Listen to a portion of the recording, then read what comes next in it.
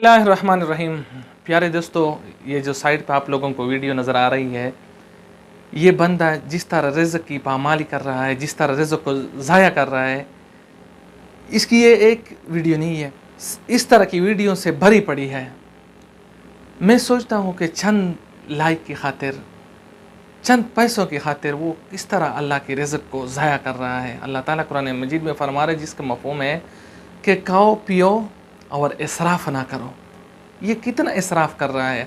और मैं हैरान हूँ हमारे मुअज़्ज़ज़ इदारों पर कि उनको ये नज़र नहीं आता।